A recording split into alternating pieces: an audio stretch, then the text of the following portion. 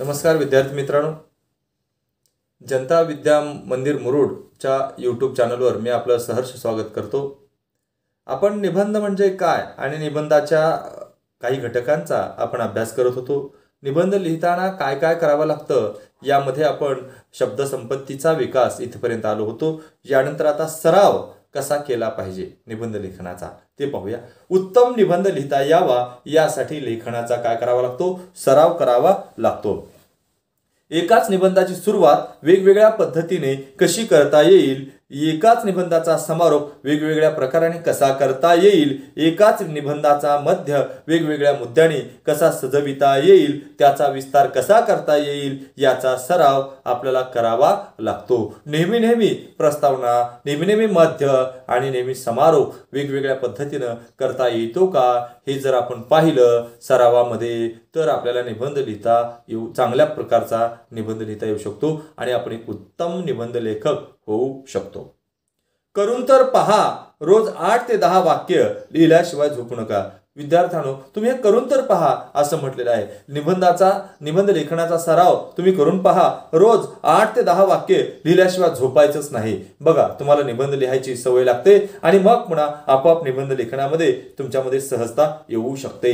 प्रसंगी पाठ्यपुस्तकातला एखादा उतारा लिहा, पण लिहिण्याला पर्याय नाही असं सुधा मूर्ती यांचा एक पाठ आहे पहा 6वीच्या पाठ्यपुस्तकामध्ये मराठीच्या, आणि खरंच आहे। त्यामुळे लिहिण्यामुळे काय होतं, एक तर लिखाणाचा सराव होतो, हाताला सवय लागते लिहायची। थोडं लिहिलं की हात दुखतो, तो प्रकार होणार नाही आणि अक्षरही सुधारतं आणि आपण लिहिल्यामुळं आपल्याला लिहिण्याची कलाही अवगत होते, लेखन कलाही सुधारते। लिहिण्याचा सराव ही एक उत्तम निबंध लेखनाची सर्वात उत्तम पूर्वतयारी आहे। स्वतःच्या शब्दात स्वतःचे अनुभव लिहिणे हा एक उत्तम सराव आहे। थोडक्यात आतापर्यंत जे पाहिलं, उत्तम निबंध लेखनाची पूर्वतयारी करणे म्हणजे व्यासंगी होणे होय। उत्तम निबंध लेखनाची पूर्वतयारी करणे म्हणजे काय होय, सर्वांगण व्यासंगी होणं आहे। व्यासंगी म्हणजे काय, सगळ्याच गोष्टीचा काय होणं, व्यासंग होणं किंवा म्हणजे ज्ञान मिळणं, आपल्याला विकसित होणं।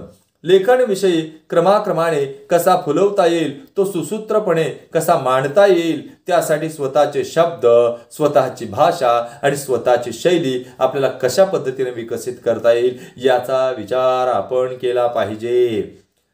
चिंतन मनन केलं पाहिजे। त्याचं काय केलं पाहिजे, चिंतन मनन केलं पाहिजे की आपली भाषा, आपले शब्द आणि आपली स्वतःची शैली आपल्याला स्वतंत्रपणे कशी निर्माण करता येईल याचं आपण चिंतन आणि मनन केलं पाहिजे, तरच ते होऊ शकतं, अन्यथा नाही। आपले लेखन सहज, सुलभ आणि प्रवाही, अर्थवाही शब्दात कसे येईल किंवा होईल याकडं आपण लक्ष दिलं पाहिजे।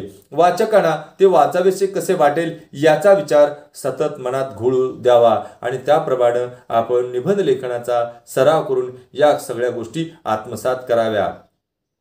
उत्तम निबंध लेखन कसे करावे हे या ठिकाणी सांगितलेलं आहे पहा। आता ते पाहूया आपण। उत्तम लेखन कसं केलं पाहिजे। निबंध लेखन करताना खालील बाबी महत्त्वाच्या असतात। 1. आकर्षक सुरुवात, एकात एक गुंफलेले संयुक्तिक मुद्दे, परिणामकारक शेवट हा फार महत्त्वाचा आहे। सुरुवात कशी असली पाहिजे, आकर्षक असली पाहिजे। ती कुठल्या तरी एखाद्या काव्यकोटीने केली पाहिजे, एखाद्या म्हणी, वाक्प्रचार, सुभाषिताचा आधार आपल्याला तिथे घेता आला पाहिजे। एकात एक मुद्दे, संयुक्तिक मुद्दे आपल्याला गुंफता आले पाहिजेत, एकातून दुसरा मुद्दा उलगडत गेला पाहिजे, परिणामकारक शेवटही आपल्याला करता आला पाहिजे। म्हणी, वाक्प्रचार, सुभाषित यांचा भडीमार न करता सुयोग्य पद्धतीनं हव्या त्या ठिकाणी उपयोग करता आला पाहिजे। अवतरणांचा गरजेनुसार आणि प्रमाणबद्ध पद्धतीनं आपल्याला वापर करता आला पाहिजे। अर्थपूर्ण शब्द रचना गरजेची आहे।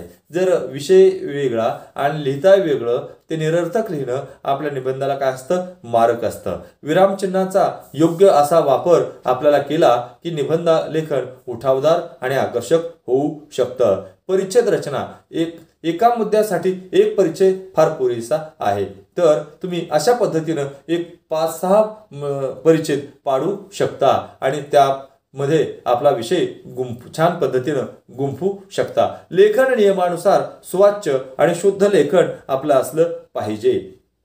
प्रासादिक भाषा शैली असणं गरजेचं आहे. जर तुमच्या निबंधामध्ये प्रासादिकताच नसेल, रंजकच नसेल, गोडीच नसेल त्याच्यामध्ये निर्माण झालेली, तर तो निबंध यशस्वी होऊ शकत नाही. पालाळ आणि पुनरुक्ती आपल्याला टाळता आली पाहिजे. याबाबत आपण नेहमी काळजी घेतली पाहिजे. कारण जर एखादा विषय आपण त्यावर जर पालाळ जर लावू लागलो तर आणि पुन्हा पुन्हा तेच वाक्य बोलू लागलो तर किंवा लिहू लागलो तर मात्र आपला निबंध यशस्वी होणार नाही. स्वतःच्या शब्दात अभिव्यक्ती असावी. अन्य ठिकाणाहून मजकूर उचलेगिरी करून लिहिलेला नसावा, उठावगिरी नसावी. जसं कवी केशवसूत म्हणतात, टी ला टी, री ला री, जग म्हणे आम्ही काव्य करणारे. म्हणजे इकडचं काहीतरी उचलायचं, तिकडचं काहीतरी उचलायचं आणि यमक जुळवून कविता करायची. मग अशा प्रकारची ही उचलेगिरी आपल्याकडे नसावी. आता आपण समारोप पाहूया या प्रस्तावनेचा. या ठिकाणी उत्कृष्ट निबंध कसा लिहावा या संबंधीचे विवेचन आपण केले आहे. मात्र सुरुवातीलाच असा निबंध लिहिता येईल असे नाही. आपल्याला सुरुवातीलाच असा चांगला उत्तम निबंध लिहिता येईल हे मात्र नाही, कारण त्यासाठी सराव करावा लागतो. अथवा यामधील सर्व अपेक्षा इयत्ता 12वी मधील निबंध लेखनासाठी जशाच्या तशा लागू होतील असेही नाही.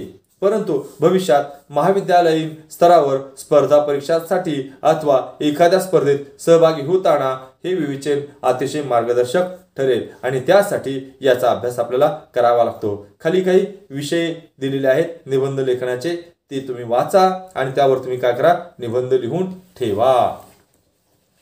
तर आज आपण या ठिकाणी